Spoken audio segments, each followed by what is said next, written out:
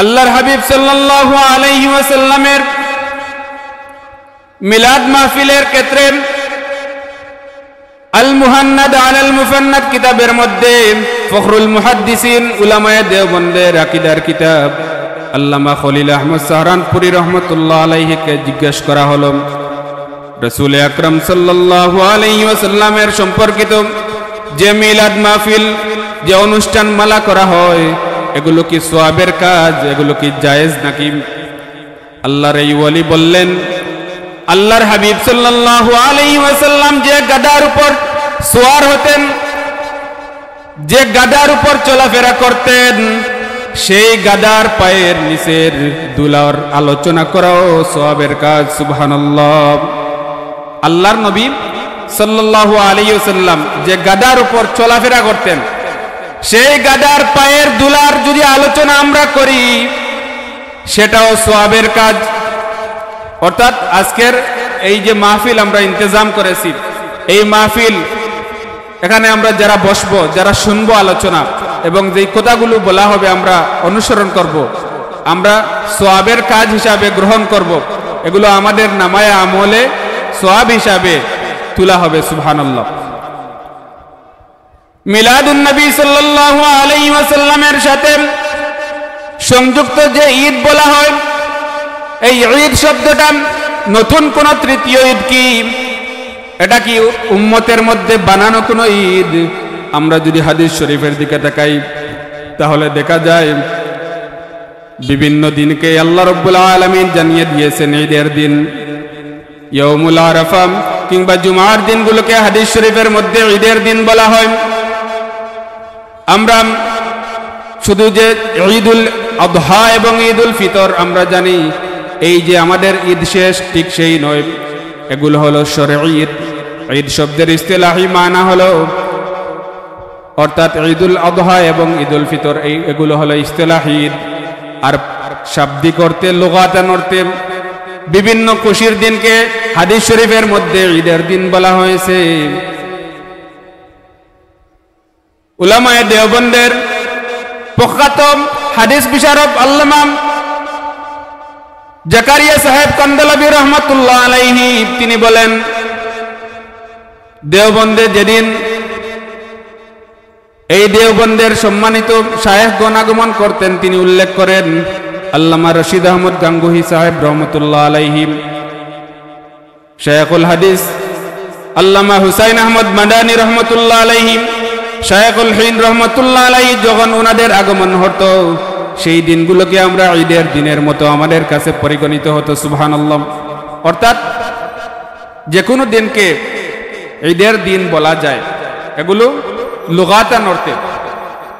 তো আমি যে আয়াতে কারিমাটি আপনাদের সম্মুখে তিলাওয়াত করেছিলাম, আল্লাহ রাব্বুল আলামিন বলেন, লাকাদ মান্নাল্লাহু আলাল মুমিনিন, নিশ্চয় আল্লাহ তাআলা মুমিনদের উপর অনুগ্রহ করেন, মুমিনদের উপর অনুকম্পা করেন, অনুগ্রহ করেন, দয়া করেন, ইহসান করেন।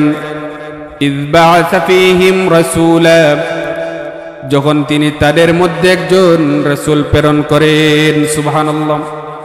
আল্লাহ তাআলা কুরআনুল কারীমের পড়তে পড়তে আল্লাহ রাব্বুল আলামিন উনার হাবিব মুহাম্মদুর রাসূলুল্লাহ সাল্লাল্লাহু আলাইহি ওয়াসাল্লামকে আগমনের পয়গাম বিভিন্ন নবী রাসূল দ্বারা প্রেরণ করেন, এবং তিনিও বলতে থাকেন যে যথাসময়ে আমার একজন প্রশংসিত রাসূল তোমাদের মধ্যে আগমন করবেন, তোমরা কি করো, এই নবীর ব্যাপারে তোমরা মানুষকে জানাও। বিভিন্ন একজন পশু পাখি অন্য পশু পাখিকে খবর দিতে থাকে যে এমন একজন রাসূল এই পৃথিবীর মধ্যে আসবেন। যখন আসলেন, আসার পরে তাম পৃথিবী এত খুশিতে মাতোয়ারা হয়ে গেল। তাম রহমতে আলম সাল্লাল্লাহু আলাইহি ওয়াসাল্লামের আগমনের কারণে তাম পৃথিবী এত আলোকময় হয়ে গেল, অন্ধকার হয়ে গেল। এই আয়াতের শেষে আল্লাহ রাব্বুল আলামিন বলেন, ওয়া ইন কানু মিন ক্বাবলু লাফি দালালিম মুবিন, অথচ তোমরা ছিলে উনার আগমনের পূর্বে পথভ্রষ্ট। তিনি যখন আসেন নাই, তোমরা ছিলে অন্ধকারের মধ্যে নিমজ্জিত, তোমরা দলালাত অর্থাৎ পথভ্রষ্টতার মধ্যে তোমরা ছিলে। আর আমি সেই রাসূলকে সেই নবীকে তোমাদের মধ্যে দিয়ে তোমাদের প্রতভষ্টতাকে দূর করলাম, তোমাদের মধ্যে যে অন্ধকার ছিল সেই অন্ধকারকে আমি দূর করলাম। মুহাম্মদুর রাসূলুল্লাহ সাল্লাল্লাহু আলাইহি ওয়াসাল্লাম আগমনের পূর্বে এই আরব জাহানের অবস্থা বড় ভয়াবহ ছিল, বড় নাজুক অবস্থা ছিল। আল্লাহর হাবিব সাল্লাল্লাহু আলাইহি ওয়াসাল্লামের আগমনের পূর্বে এই সমাজের মধ্যে কোনো ন্যায় নীতি ছিল না, সমাজের মধ্যে কোনো ইনসাফ ছিল না। পিতার ঘরে যদি ছোট্ট কন্যা সন্তান জন্মগ্রহণ করত তাহলে সেই পিতার মুখ মলিন হয়ে যেত, চেহারা কালো হয়ে যেত, সমাজের কাছে বোঝা এবং অসম্মান অকল্যাণ মনে করত। তারা সেই কন্যা সন্তানকে পাহাড়ের চূড়ায় নিয়ে পাথর দিয়ে আঘাত করে হত্যা করত। নারীদেরকে বাজারে পণ্যের মতো বিক্রি করা হতো, মানুষ বাজারে দাস দাসী হিসাবে বিক্রি করা হতো। মদ জুয়ায় পুরো এলাকা সয়লাব হয়ে যেত, গোত্রে গোত্রে কুণ্ডল তৈরি হতো। যখন কোনো ব্যক্তি গোত্রপ্রধান মৃত্যুসজ্জায় উপনীত হতো তাদেরকে বলে যেত আমার হত্যার প্রতিশোধ তোমরা আমি চলে যাওয়ার পরেও ছাড় দিবে না। এমন একটা কঠিন অবস্থার মধ্যে, অন্ধকার উত্তপ্ত পরিবেশের মধ্যে এত অন্ধকার পৃথিবীটা হয়ে গেল। ঠিক সেই সময় আল্লাহ রাব্বুল আলামিন জানিয়ে দিলেন কদ জাআকুম মিনাল্লাহি নূর। ঠিক সেই সময় আল্লাহ রাব্বুল আলামিন জানালেন আমার পক্ষ থেকে তোমাদের নিকট অবশ্যই নিশ্চয় এসেছেন একজন নূর, আলো, যে আলো আসার কারণে तमाम পৃথিবী অন্ধকার দূর হয়ে আলোকিত হয়ে গেছে। সুবহানাল্লাহ। আল্লাহ রাব্বুল আলামিন বলেন ওয়াদাইয়ান ইলাল্লাহি বিইযনিহি ওয়া সিরাজাম মুনীরা। আমি তোমাদেরকে মুহাম্মদুর রাসূলুল্লাহ সাল্লাল্লাহু আলাইহি ওয়াসাল্লাম দান করলাম। এই রাসূল হলেন সিরাজাম মুনীরা, অর্থাৎ প্রজ্বলিত প্রদীপ, জ্বলন্ত একটা আলোর সাথে মুহাম্মদুর রাসূলুল্লাহ সাল্লাল্লাহু আলাইহি ওয়াসাল্লামকে আল্লাহ রাব্বুল আলামিন তুলনা করলেন। অন্য কোনো কিছুর সাথে তুলনা করেন নাই, অন্য কোনো নিশ্চুপ নিবৃত কোনো জড় পদার্থের সাথে আল্লাহর নবীকে তুলনা করেন নাই।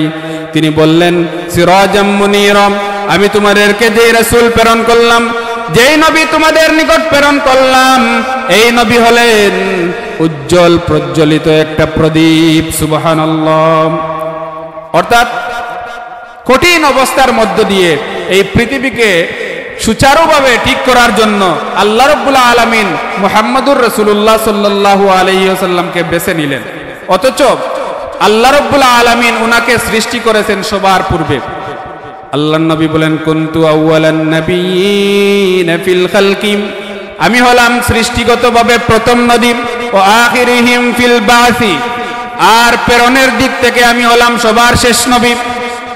আল্লাহ রাসূল বলেন যে আমি আগমনের দিক থেকে সবার শেষ নবী, আর সৃষ্টির দিক থেকে আমি হলাম সবার প্রথম নবী। সুবহানাল্লাহ। আল্লাহ রাসূল সাল্লাল্লাহু আলাইহি ওয়াসাল্লামকে জিজ্ঞেস করা হলো ইয়া রাসূলুল্লাহ মাতা ওয়াজাবাত লাকান নবুওয়া, ইয়া রাসূলুল্লাহ আপনাকে আল্লাহ রাব্বুল আলামিন কখন নবী হিসেবে তৈরি করলেন?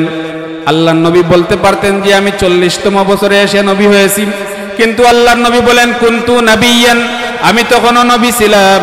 ও আদামু বাইনার রূহি ওয়াল জাসাদি, আমি তখনও নবী ছিলাম যখন আদম আলাইহিস সালাতু ওয়াস সালামকে আল্লাহ রাব্বুল আলামিন মাটি এবং পানির মধ্যে রেখে দিয়েছিলেন, এখনো সৃষ্টি করেন নাই, আমি তখনও নবী ছিলাম। সুবহানাল্লাহ। এখন আমরা বলবো কি মুহাম্মদুর রাসূলুল্লাহ নবুয়ত লাভ করেছেন কি 40 বছরে এসে? একটা ভুল কথা। আল্লাহর নবী নবুয়ত জুহুরে নবুয়ত অর্থাৎ নবুয়ত প্রকাশ হয়েছে 40তম বছরে এসে। আল্লাহ রাব্বুল আলামিন উনার 40তম বৎসর পর্যন্ত অপেক্ষা করানোর অন্যতম কারণ হলো যে আরবের মানুষরা এটা যাতে বুঝে ইনি সাইবস্তর একজন মানুষ, উনার মধ্যে যত গুণ আছে, উনার মধ্যে যত উপমা আছে, আল আমিন বলে তারা আখ্যায়িত মুহাম্মদ সাল্লাল্লাহু আলাইহি ওয়াসাল্লাম হলেন আমাদের মধ্যে বিশ্বস্ত একজন মানুষ। তারা তাদের মূল্যবান জিনিস, টাকা পয়সা, এইগুলো মুহাম্মদুর রাসূলুল্লাহ সাল্লাল্লাহু আলাইহি ওয়াসাল্লামের কাছে গচ্ছিত রাখত আমানত হিসাবে। 40 বছর পর্যন্ত তাদের কাছে তিনি ভালো মানুষ ছিলেন। অর্থাৎ উনার যে আদর্শ, উনার যে আইডিওলজি, এগুলো তাদের কাছে খুব ভালো হিসাবে বিবেচিত হতো। সেজন্য তারা মুহাম্মদ সাল্লাল্লাহু আলাইহি ওয়াসাল্লামকে তাদের কৌল অনুযায়ী, কথা অনুযায়ী আল আমিন বলে তারা কি করত, উপাধি দিত যে মুহাম্মদ হলো একজন বিশ্বস্ত মানুষ। এই বিশ্বস্ত মানুষ যখন 40তম বৎসরে এসে আল্লাহ রাব্বুল আলামিন যখন বললেন তাদেরকে যে তুমি দিন প্রচার এখন থেকে শুরু করো, তখন তাদের মধ্যে আর মুহাম্মদুর রাসূলুল্লাহ সাল্লাল্লাহু আলাইহি ওয়াসাল্লামের মধ্যে বিরোধিতা শুরু হয়ে গেল। তখন আর তারা মুহাম্মদুর রাসূলুল্লাহকে সহ্য করতে পারল না। তখনকার কাফেরদের সর্দার বিভিন্ন ধরনের প্রলোভন দিতে থাকলো যে আমি তোমাকে টাকা পয়সা, সম্পদ, বাড়ি গাড়ি, নারী দিব, তুমি আগে যেরকম ছিলে সেরকম থাকো, তুমি আবার নতুন করে কোনো ইসলামের কোনো কোরআনের কোনো আইন, কোনো কথাবার্তা আমাদের জন্য তুমি নাজিল করো না বা নিয়ে এসো না। আল্লাহর নবী কোনো ধরনের এত প্রলোভনের ভিতর, এত দামি টাকা পয়সা, ঘর বাড়ি, এত কিছুর পিছনে মুহে না ফেলে আল্লাহ রাসূল সাল্লাল্লাহু আলাইহি ওয়াসাল্লাম আল্লাহ রাব্বুল আলামিনের আইন দিনকে জমিনের মধ্যে কষ্ট করে তিনি কি করলেন, প্রতিস্থাপন করে গেলেন। তায়েফের ময়দানে এত পাথরের আঘাত সহ্য করেও আল্লাহর হাবিব সাল্লাল্লাহু আলাইহি ওয়াসাল্লাম একবারও বদুয়া দিলেন না। জিবরাইল আলাইহিস সালাতু ওয়াসালাম বলেন, ইয়া রাসূলুল্লাহ, আপনি আমাকে একবার আদেশ করুন, তায়েফের দুদিকের দু পাহাড়কে আমি একসাথে করে দেই, এই তায়েফবাসীকে আমি এখানে মাটির মধ্যে কি করে দস্তাদস্তি তারা করবে, মাটির মধ্যে তাদেরকে আমি চুরমার করে দেই। আল্লাহর হাবিব সাল্লাল্লাহু আলাইহি ওয়াসাল্লাম রহমতে আলম তিনি বললেন, না, হয়তো এখান থেকে কোনো একদিন এমন কোন ব্যক্তির জন্ম হবে যে এক আল্লাহ রাব্বুল আলামিনের এবং আমার মুহাম্মদুর রাসূলুল্লাহ সাল্লাল্লাহু আলাইহি ওয়াসাল্লামের এই দিন ইসলামকে কবুল করবে, গ্রহণ করবে। সুবহানাল্লাহ। আল্লাহর নবী এত বেশি দয়ার সাগর ছিলেন।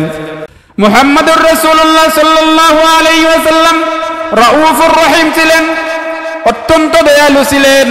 কিয়ামতের দিন উনার সম্মুখ ভাগ দিয়ে যখন উনার একজন উম্মতকে নিয়ে যাওয়া হবে, তিনি আটকাবেন, আটকে ফেরেশতাদের বলবেন, তোমরা একে কেন নিয়ে যাচ্ছ, কোথায় নিয়ে যাচ্ছ? তখন আল্লাহর নবীকে বলা হবে, এই ব্যক্তিটি জাহান্নামী হয়ে গেছে, ওকে আমরা জাহান্নামের দিকে নিয়ে যাচ্ছি, ওর ব্যাপারে জাহান্নামের ফয়সালা হয়ে গেছে। তখন আল্লাহর হাবিব সাল্লাল্লাহু আলাইহি ওয়াসাল্লাম বলবেন, কিভাবে তার জাহান্নামের ফয়সালা হলো? ফেরেশতাগণ বলবেন, তার নেকের পাল্লা অত্যন্ত হালকা, দুর্বল, তার গুনার পাল্লা অত্যন্ত ভারী, এজন্য তাকে আমরা জাহান্নামের দিকে নিয়ে যাচ্ছি। আল্লাহর হাবিব সাল্লাল্লাহু আলাইহি ওয়াসাল্লাম বলবেন যে আমার সম্মুখে আবার তার নামায়ে আমল আবার পরিমাপ করো। আল্লাহর নবীর সামনে যখন পুনরায় তার মাপ যুগ পরিমাপ করা হবে, দেখা যাবে নেকির পাল্লা ঠিক আগের মতোই হালকা হয়ে গেছে। রাসূল আকরাম সাল্লাল্লাহু আলাইহি ওয়াসাল্লাম ওনার পকেট মুবারক থেকে, জামার আস্তিন থেকে তিনি এক টুকরো কাগজ বের করবেন আর সেই নেকির পাল্লায় রেখে দিবেন, সাথে সাথে নেকির পাল্লা ভারী হয়ে যাবে এবং সে জান্নাতের তার ফয়সালা হয়ে যাবে, তাকে মুক্ত করে ফেলে রাখা হবে, তাকে মুক্ত করে ছেড়ে দেওয়া হবে। তখন সেই মানুষটি অবাক তাকিয়ে আল্লাহর নবী সাল্লাল্লাহু আলাইহি ওয়াসাল্লামের দিকে তাকিয়ে আকুল হৃদয়ে বলবে, আপনি কে? আমাকে আজকে এই কঠিন মুহূর্তে এসে সাহায্য করলেন, আপনার পরিচয় আমাকে দেন। আমার এই মুসিবতের সময়, আমার এত ভয়াবহ অবস্থার সময়, এত কঠিন সময়ে কে আমাকে এসে আপনি সাহায্য করলেন? তখন আল্লাহর হাবিব সাল্লাল্লাহু আলাইহি ওয়াসাল্লাম বলবেন, আমি হলাম তোমার সেই নবী যেই নবীর প্রতি তুমি দুনিয়াতে থাকতে দুরূদ শরীফ পাঠ করতে, আর আমি তোমার নামে আমার রওদায়ে আতহারের মধ্যে এই দুরূদ শরীফগুলো তোমার নামে আমি জমা রাখতাম। আজকে তোমার বিপদের দিনে এসে আমি তোমাকে সাহায্য করলাম। সুবহানাল্লাহ। এজন্য নবীর প্রতি ভালোবাসা এবং দুরূদ শরীফ আমাদেরকে কি করতে হবে? পালন করতে হবে এবং পড়তে হবে। দুররে নাবলাসি একজন আরব সাহিত্যিক, তিনি একটি সত্য ঘটনা উনার সাহিত্যে তিনি উল্লেখ করেন। একজন আলবেনিয়ান যুবক রওদায়ে আতহার মসজিদে নববীর পাশে দীর্ঘদিন তাকে পড়ে থাকে। অনেক সময় পুলিশ তাকে গ্রেফতার করে, কিন্তু সেই ব্যক্তিটি কি কারণে ছুটে যায়? যথারীতি 4 জন পুলিশ এসে আবার তাকে গ্রেফতার করলো এবং সাথে সাথে দড়ি দিয়ে বেঁধে ফেলল। তখন সে বলে উঠল, আমার কি দোষ? আমাকে তোমরা কেন গ্রেফতার করলে? তারা বলল, তোমার কোনো কাগজ নাই, তোমার কোনো ভিসা নাই, তোমাকে আমরা এজন্য গ্রেফতার করেছি, এই দেশে বৈধভাবে থাকার জন্য তোমার কোনো কাগজপত্র নাই। তখন সেই ব্যক্তি বলল, আমি তো কোনো চুরি করি নাই, কোনো ডাকাতি করি নাই, তোমরা আমাকে ছেড়ে দাও। বলল, এটা কোনো হয় না, রাষ্ট্রীয় একটা আইন আছে, তোমাকে এভাবে ছেড়ে দেওয়া যায় না। তখন তারা গ্রেফতার করে চলে যাচ্ছে। বলল, আমাকে শেষবারের জন্য একটা সুযোগ দাও, আমি কিছু একটা করব। সেই ব্যক্তি রওদায়ে আতহারের সবুজ গম্বুজের দিকে তাকিয়ে বলল, ইয়া রাসূলুল্লাহ, ইয়া হাবিবাল্লাহ, আপনার সাথে তো আমার এই চুক্তি ছিল না। হাল্লা কাদা কানাল ইত্তিফাকু বাইনানা, আপনার আমার মধ্যে এই তো কোনো চুক্তি ছিল না, ওরা তো আমাকে ধরে নিয়ে যাচ্ছে। ইয়া রাসূলুল্লাহ, আমি তো ইচ্ছা করেছিলাম আপনার প্রতিবেশী হব, আপনার আশেপাশে থেকে আমার গোটা জিন্দেগি আমি কাটিয়ে দিব, আমার পরিবার পরিজন, আমার ব্যবসা বাণিজ্য আমি সুদূর আলবেনিয়ায় ফেলে রেখে আমি আপনার প্রতিবেশী হওয়ার জন্য এসেছিলাম। ইয়া রাসূলুল্লাহ, তারা তো আমাকে ধরে নিয়ে যাচ্ছে। এই বলে ব্যক্তিটি মাটির মধ্যে লুটিয়ে পড়ল। পুলিশ অফিসাররা তারা দস্তাদস্তি করে টেনে তারা ওকে তোলার চেষ্টা করলো। দেখা যায় অবচেতন অজ্ঞান হয়ে ব্যক্তিটি পড়ে আছে, কোনো হুঁশ নাই, নড়াচড়া নাই। তারা হাসপাতালে নিয়ে গেল। যাওয়ার পরে দেখা গেল কর্তব্যরত চিকিৎসক বললেন, প্রায় 1.5 ঘন্টা আগে এই ব্যক্তিটি দুনিয়ার জমিন থেকে বিদায় নিয়ে গেছে, অর্থাৎ ইন্তেকাল ফরমাইছে। সেই পুলিশরা কান্না শুরু করলো, বলল, আমরা একে তো চিনতে পারি নাই, ও ব্যক্তিটি চেয়েছিল মদিনায় থাকতে, আর আমরা ওকে কি করলাম, গ্রেফতার করলাম, এবং আমাদের জন্য সেই ব্যক্তিটি এই পৃথিবী ছেড়ে বিদায় নিয়ে গেছে। অর্থাৎ উনি চেয়েছিলেন মদিনার প্রতিবেশী হতে। আর সৌদি আরবের একটা রীতি হলো, মক্কা মদিনা শরীফের আশেপাশে যদি কেউ মারা যায়, যে কোনো দেশের হোক, সেখানেই দাফন করা হয়। সেজন্য জান্নাতুল বাকির মধ্যে তাকে দাফন করা হলো। সেই ব্যক্তিটি চেয়েছিল আল্লাহর হাবিব সাল্লাল্লাহু আলাইহি ওয়াসাল্লামের প্রতিবেশী হতে। আল্লাহ রাব্বুল আলামিন কবুল করলেন, তাকে সাথে সাথে জান্নাতুল বাকির মধ্যে দাফন করে আজীবনের জন্য তাকে আল্লাহর হাবিবের প্রতিবেশী বানিয়ে দেওয়া হলো। সুবহানাল্লাহ। তো আমি যে আয়াতে কারিমাটি তিলাওয়াত করেছিলাম, এখানে বিভিন্ন কথা আল্লাহ রাব্বুল আলামিন বলেন যে আমি যেই রাসূলকে প্রেরণ করব, তিনি তোমাদেরকে কয়েকটি বিষয়ের দিক নির্দেশনা দিবেন। ইয়াতলু আলাইহিম আয়াতিহিম, তিনি তোমাদেরকে আমার আয়াতের শিক্ষা দিবেন। রাসূলুল্লাহ সাল্লাল্লাহু আলাইহি ওয়াসাল্লাম কিভাবে তিলাওয়াত করতেন, উনি অত্যন্ত সুমিষ্ট কণ্ঠে টেনে টেনে অ্যাকর্ডিং টু তাজবিদ, অর্থাৎ তাজবিদ অনুযায়ী, তারতিল অনুযায়ী সুস্পষ্টভাবে ধীরে স্থিরে আল্লাহ রাব্বুল আলামিনের এই আয়াতগুলো তিলাওয়াত করতেন। আল্লাহ রাব্বুল আলামিনের আয়াতগুলো যখন তিলাওয়াত করতেন, আবু জাহেল, আবু সুফিয়ান, আখনাস বিন শারিক, উনারা কি করত? কুখ্যাত কাফেররা, আবু সুফিয়ান পরবর্তীতে মুসলমান হয়েছিলেন, সেই আবু জাহেলের মতো কুখ্যাত কাফের রাতের বেলা কি করত? আল্লাহর হাবিব সাল্লাল্লাহু আলাইহি ওয়াসাল্লামের গৃহের বাহিরে তারা অবস্থান করত তিলাওয়াত শোনার জন্য। এত মধুর কণ্ঠের অধিকারী ছিলেন। মুহাম্মদুর রাসূলুল্লাহ সাল্লাল্লাহু আলাইহি ওয়াসাল্লাম যখন তিলাওয়াত শুরু করলেন, সারা রাত যখন তিলাওয়াত শুরু করতেন, তিলাওয়াত পড়তেন, তখন দেখা যেত তারা বাহিরে আড়ি পেতে শুনত, কান পেতে তিলাওয়াত শুনত। একবার ফজর হয়ে গেল আর এই 3 জন কাফের সামনাসামনি হয়ে গেল। দিনের বেলা তারা কোরআনের বিরোধিতা করত, মুহাম্মদুর রাসূলুল্লাহ সাল্লাল্লাহু আলাইহি ওয়াসাল্লামের বিরোধিতা করত, কিন্তু রাতের বেলা তারা কোরআনুল কারীম শুনতে আল্লাহর নবীর গৃহের মধ্যে চলে আসতো। কোরআনুল কারীম এত সুন্দর করে আল্লাহর নবী তিলাওয়াত করতেন। এভাবে মুখামুখি হওয়ার পরে তারা প্রতিজ্ঞা করলো, আমরা যেহেতু মূল নেতা, আমাদের ব্যাপারে যদি সাধারণ মানুষরা জেনে যায় যে আমরা মুহাম্মাদের তিলাওয়াত শোনার জন্য এখানে এসেছি, তাহলে আমাদের কথা আর কেউ শুনবে না। তোমরা প্রতিজ্ঞা করো, তোমরা আর কখনো এভাবে কেউ মুহাম্মাদের তিলাওয়াত শোনার জন্য এখানে আসবে না। তারা প্রতিজ্ঞা করলো যে আমরা আর কখনো আল্লাহর নবী সাল্লাল্লাহু আলাইহি ওয়াসাল্লামের তিলাওয়াত শুনবো না। পরের দিন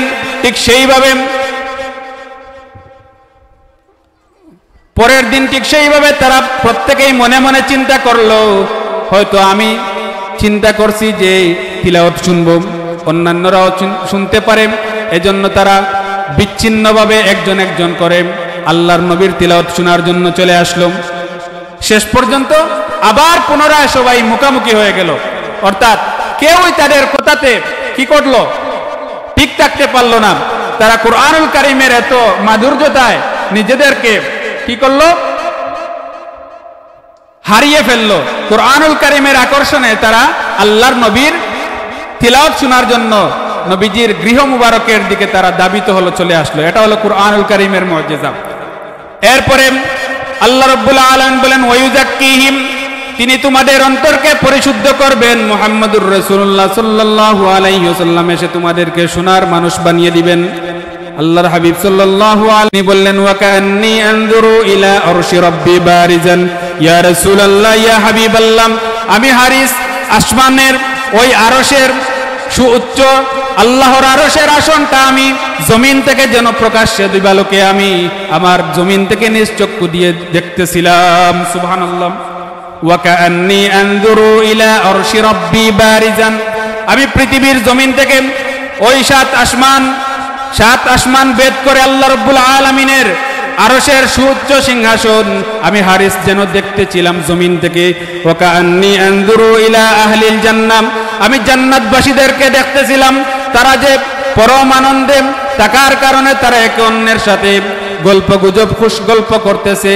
ওয়া কান্নী আনজুরু ইলা আহলিন নার, আর আমি জাহান্নামবাসীদেরকেও দেখতেছিলাম, তারা যে জাহান্নামের কষ্টের কারণে তীব্র যন্ত্রণায় হাহাকার হট্টগোল তারা করতেছে।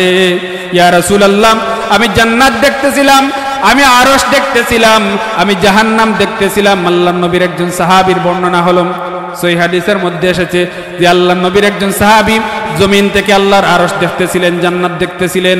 এই সাহাবীকে সোনার মানুষের মতো মানুষ বানিয়েছিলেন মুহাম্মদুর রাসূলুল্লাহ।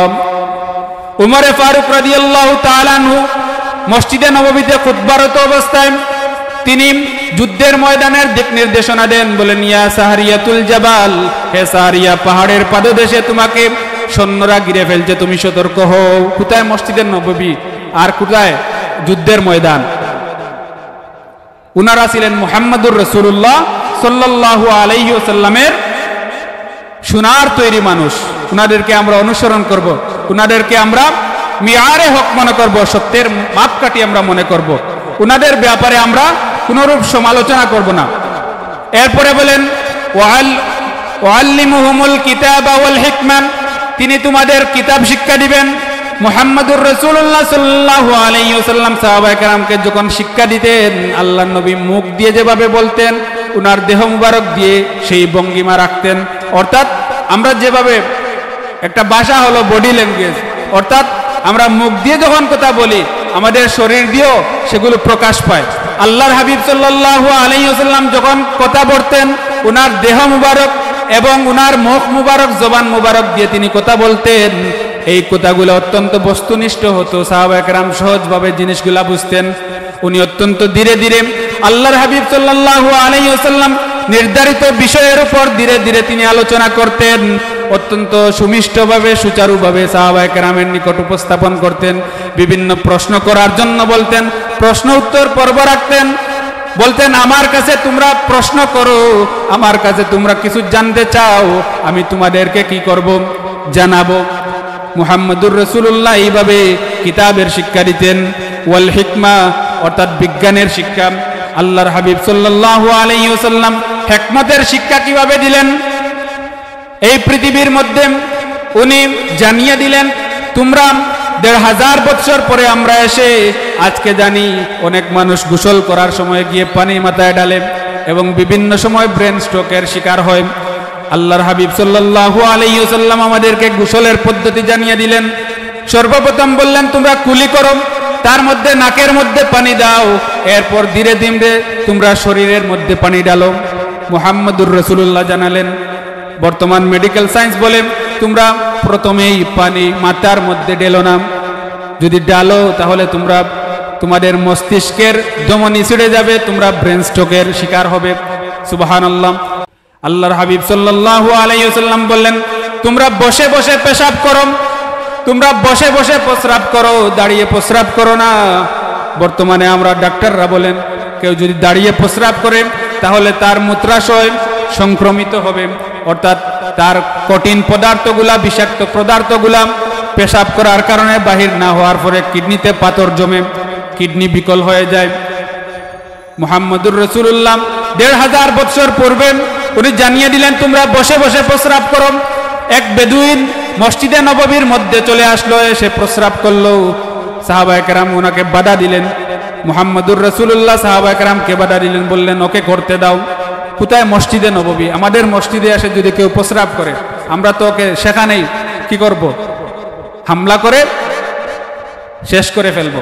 কিন্তু মুহাম্মদুর রাসূলুল্লাহ সাল্লাল্লাহু আলাইহি ওয়াসাল্লাম কত বড় রাহমাতুল আলামিন ছিলেন। মসজিদে নববীর মধ্যে একজন আরব বেদুইন এসে প্রস্রাব করলো না বুঝে, তিনি তাকে থামালেন না।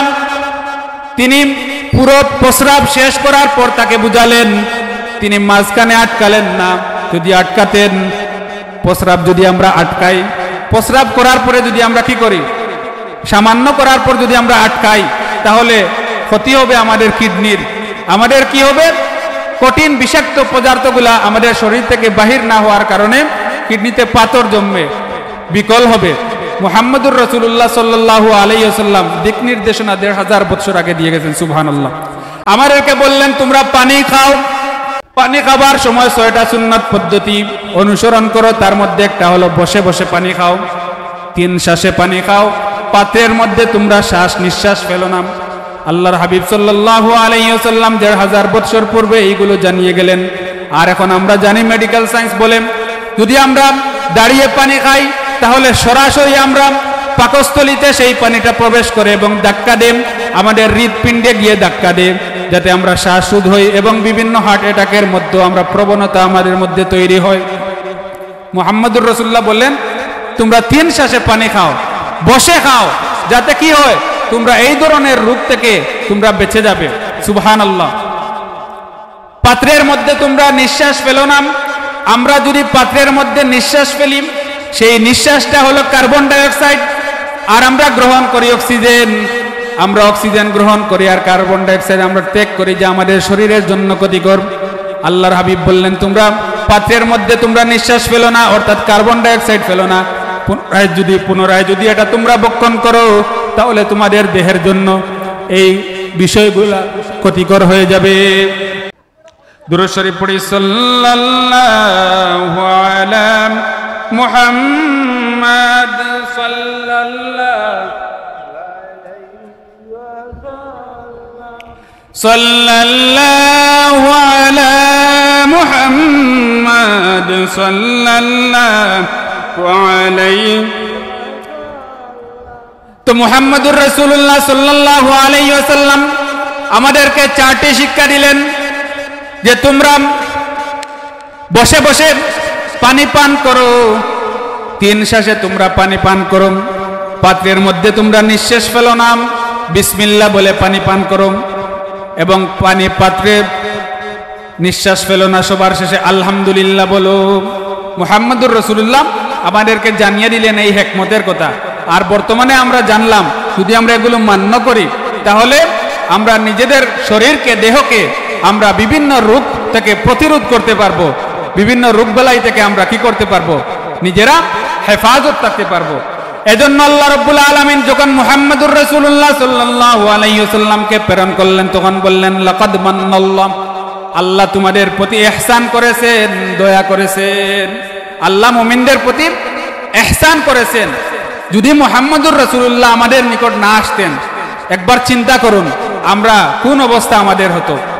আমরা বিভিন্ন অন্যান্য ধর্মাবলম্বীতে আমরা মিশে যেতাম, অন্যান্য মানুষের সাথে আমরা কি করতাম, একাকার হয়ে যেতাম, আমাদের জিন্দেগি একদম নিঃশেষ হয়ে যেত। এজন্য আমরা শুকরিয়া আদায় করতে হবে যে আল্লাহ রাব্বুল আলামিন আমাদেরকে ওনার উম্মত হিসাবে গ্রহণ করেছেন। আপনারা সবাই একটা কথা জানেন, সমস্ত নবীগণ আল্লাহর নবীর উম্মত হওয়ার জন্য আকুল আবেদন করেছিলেন। সেই আবেদনটা কি হয়েছিল? আল্লাহ রাব্বুল আলামিন সূরা আল ইমরানের মধ্যে জানিয়ে দিলেন ওয়াইদ আখাযাল্লাহু মিসাকান নাবিয়্যিন, স্মরণ করো সেই সময়ের কথা আমি তোমাদের কাছ থেকে একটা চুক্তি গ্রহণ করেছিলাম। নবীগণকে রূহের জগতে আল্লাহ রাব্বুল আলামিন সমষ্টিগতভাবে এখানো করেছিলেন। এইভাবে একটা সেমিনার করে, একটা পরিবেশ তৈরি করে আমরা আজকে মিলাদুন নবী সাল্লাল্লাহু আলাইহি ওয়াসাল্লামের মাহফিল করতেছি। আল্লাহ রাব্বুল আলামিনও এরকম একটা পরিবেশ তৈরি করেছিলেন। সূরা আল ইমরান 81 নং আয়াত। আল্লাহ বলেন ওয়াইদ আখাযাল্লাহু মিসাকান নাবিয়্যিন, ওয়াইদ যখন আখাযাল্লাহ আল্লাহ রাব্বুল আলামিন গ্রহণ করলেন মিসাক চুক্তি কমিটমেন্ট নবিয়্যিন নবীগণের সাথে একটা ওয়াদা তিনি গ্রহণ করেছিলেন। কোন সেই ওয়াদা? লামা আতাইতুকুম মিন কিতাবিন ওয়া হিকমা, আমি তোমাদেরকে কিতাব দেব, আমি তোমাদেরকে হিকমত দিব, জ্ঞান বিজ্ঞানের জ্ঞান দান করব, তবে আমার কিছু শর্ত আছে। তোমরা যখন এই পৃথিবীর মধ্যে চলে যাবে, সুম্মা জাআকুম রাসূলুম মুসাদ্দিকুল লিমা মাআকুম, তখন আমি একজন রাসূল প্রেরণ করব। সুবহানাল্লাহ। সেই রাসূল কোন রাসূল? মুহাম্মাদুর রাসূলুল্লাহ সাল্লাল্লাহু আলাইহি ওয়াসাল্লামকে আমি তোমাদের মধ্যে প্রেরণ করব। তিনি যদি তোমাদের সময়কালে চলে আসেন, তোমরা যে নবী এই জিনিসটা বাতিল হয়ে যাবে। আল্লাহ রাব্বুল আলামিন কি বললেন? তোমরা যে নবী, তিনি যদি তোমাদের সময়ে চলে আসেন, তাহলে তোমাদের নবুয়ত বাতিল হয়ে যাবে। সুবহানাল্লাহ। কিভাবে বাতিল হবে? লাতুমিনুন্না বিহি, তোমরা উনার উপর ঈমান আনা লাগবে। অর্থাৎ ঈমান আনলে আর নবী হিসাবে থাকবে না, ওই নবীর অনুসারী হয়ে যাবে। সুবহানাল্লাহ। আমার শর্ত হলো দুটি, লাতুমিনুন্না বিহি ওয়া লাতানসুরুন্না, তোমরা যদি মুহাম্মদুর রাসূলুল্লাহ সাল্লাল্লাহু আলাইহি ওয়াসাল্লামকে বিশ্বাস করো এবং উনাকে সাহায্য করো, তাহলে আমি তোমাদেরকে নবী বানিয়ে এই পৃথিবীর মধ্যে প্রেরণ করব। সুবহানাল্লাহ। কোথায় বলছিলেন? রূহের জগতে সমস্ত নবী আলাইহিমুস সালামগণকে একত্র করে সেই সেমিনারের বক্তা ছিলেন স্বয়ং রব্বুল আলামিন। বিষয়বস্তু ছিল মুহাম্মদুর রাসূলুল্লাহ, শ্রোতা ছিলেন সমস্ত নবীগণ। সুবহানাল্লাহ। সেখানে তিনি ওয়াদা নিয়েছিলেন সমস্ত নবীগণের কাছ থেকে যে আমি কিতাব দেব, হিকমত দিব, নবী বানিয়ে পৃথিবীতে দিব, তবে আমার শর্ত হলো দুটি। মুহাম্মদুর রাসূলুল্লাহ যখন চলে যাবেন, তোমাদের নবুয়ত বাতিল হয়ে যাবে, তখন কি করবে? তোমরা সেই নবীর উপর ঈমান আনা লাগবে। আর কি করবে? সেই নবীকে তোমরা সাহায্য করবে। এই দুই ওয়াদা যদি আমাকে দাও, তাহলে তোমাদেরকে আমি নবী বানিয়ে পৃথিবীতে দিব। সুবহানাল্লাহ। সমস্ত নবীগণ বললেন, আমরা আর সেখানে গিয়ে ঈমান আনার প্রয়োজন নাই, আমরা এখন ঈমান আনতেছি। সুবহানাল্লাহ। আল্লাহ রাব্বুল আলামিন বললেন, না, সেটা হবে না, কারণ আমার একটা দুনিয়ার ধারাবাহিকতা আছে। আমি তোমাদের মধ্যে দিয়ে আমি দুনিয়ার ধারাবাহিকতা রক্ষা করব। তো সমস্ত নবীগণের আকাঙ্ক্ষা ছিল যে আমাদের নবীর কি হবেন? উম্মত হবেন। আমরা কি আকাঙ্ক্ষা করেছিলাম? আমরা তো করিনি। আমরা তো কোনো দরখাস্ত করি নাই যে আল্লাহ আমাদেরকে মুহাম্মদুর রাসূলুল্লাহর উম্মত বানান, কিন্তু দয়া করে আল্লাহ রাব্বুল আলামিন আমাদেরকে বানিয়েছেন। আমাদের করণীয় কি? আমাদের করণীয় হলো উনার যে উম্মত হয়েছি আমরা শুকরিয়া আদায় করা। আজকে যেই মাহফিল করেছি এটা হলো শুকরিয়া আদায়ের মাহফিল। আমাদেরকে যে আল্লাহ রাব্বুল আলামিন ইহসান করে, দয়া করে যে মুহাম্মদুর রাসূলুল্লাহ সাল্লাল্লাহু আলাইহি ওয়াসাল্লামের উম্মত হিসাবে কবুল করেছেন, সামান্য একটু নজরানা আমরা পেশ করতেছি যে ইয়া রাব্বুল আলামিন, দেখুন আমরা অত্যন্ত খুশি, আপনার রাসূলকে পেয়ে আমরা অত্যন্ত খুশি হয়েছি। সুবহানাল্লাহ। আমাদের নিয়ত এটাই যে আমরা আল্লাহকে খুশি করার জন্য, রাজি করার জন্য আজকে এখানে আমরা সমবেত হয়েছি। কারণ কিয়ামতের দিন সমস্ত নবীদের কাছে আমরা যাব, সমস্ত নবীদের কাছে নিকটে যাব, সবাই বলবেন লাস্তুলাহাম, আমার কাছে এসো না, আমি কোনো কিছু করতে পারবো না। এইভাবে একজন একজন পরে যখন মুহাম্মদুর রাসূলুল্লাহ সাল্লাল্লাহু আলাইহি ওয়াসাল্লামের নিকটে আমরা যাব, তখন আল্লাহর নবী বলবেন আনালাহা, আজকে আল্লাহ রাব্বুল আলামিনের কাছে সুপারিশ করার যোগ্যতা একমাত্র আমি রাখি। সুবহানাল্লাহ। আল্লাহর নবী আরশে আজিমের সম্মুখে সিজদা অবনত হবেন, সিজদায় পড়ে যাবেন, আল্লাহর দরবারে তিনি সিজদা করবেন। তখন আল্লাহ রাব্বুল আলামিন বললেন ইরফা রাসাকা ইয়া মুহাম্মদ, ও মুহাম্মদ সাল্লাল্লাহু আলাইহি ওয়াসাল্লাম, আজকে তুমি তোমার মাথা উত্তোলন করো। আসা আইয়া বাসাকা রাব্বুকা মাকাবাম মাহমুদা, আর আজকে তুমি এই প্রশংসিত স্থানে তুমি আদিষ্ট হও। আজকে তো তোমার এই নিচে থাকার জায়গা নয়, আজকে হলো তোমার এই শামিয়ানার জায়গা, আরশে আজিমের নিচে আজকে থাকার তোমার জায়গা। সুবহানাল্লাহ। ইরফা রাসাকা ইয়া মুহাম্মদ, হে মুহাম্মদ সাল্লাল্লাহু আলাইহি ওয়াসাল্লাম, তোমার মাথা উত্তোলন করো। সাল তুতা, আজকে তুমি আমার কাছে প্রশ্ন করো, আজকে যা চাইবে আমি তোমাকে তাই দেব। সুবহানাল্লাহ। ওয়ালা সাউফা ইউতিকা রাব্বুকা ফাতারদাম, আজকে তুমি যতক্ষণ না সন্তুষ্ট হচ্ছ ততক্ষণ পর্যন্ত আমি তোমাকে দিতে থাকবো, যতক্ষণ না পর্যন্ত তোমার একজন উম্মত জাহান্নামে না থাকে ততক্ষণ পর্যন্ত আমি তোমাকে দিতে থাকবো। আর রাসূলুল্লাহ সাল্লাল্লাহু আলাইহি ওয়াসাল্লাম ওনার একজন উম্মত জাহান্নামে রেখেও তিনি জান্নাতে প্রবেশ করবেন না। সুবহানাল্লাহ।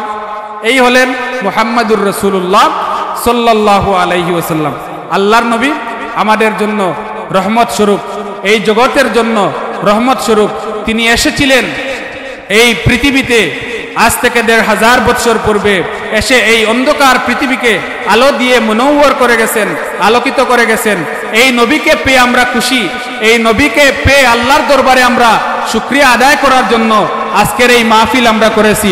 আল্লাহ রাব্বুল আলামিন যেন আমাদের এই ক্ষুদ্র প্রয়াসটুকুকে কবুল করেন এবং রওদায়াত হারে যেন আমাদের এই প্রতিচ্ছবিটা তিনি পৌঁছিয়ে দেন।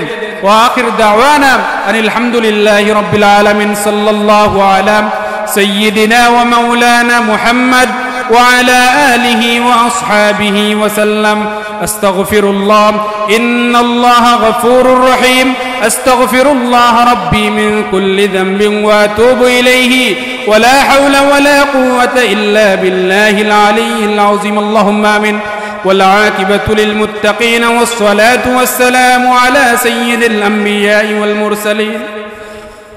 واعف عنا واغفر لنا وارحمنا أنت مولانا فانصرنا على القوم الكافرين على القوم المنافقين. اللهم انصر الإسلام والمسلمين، اللهم أعز الإسلام والمسلمين وانجز وعدك وكان حق علينا نصر المؤمنين. بفضل سبحان ربك رب العزة عما يصفون وسلام على المرسلين والحمد لله رب العالمين. آمين. السلام عليكم.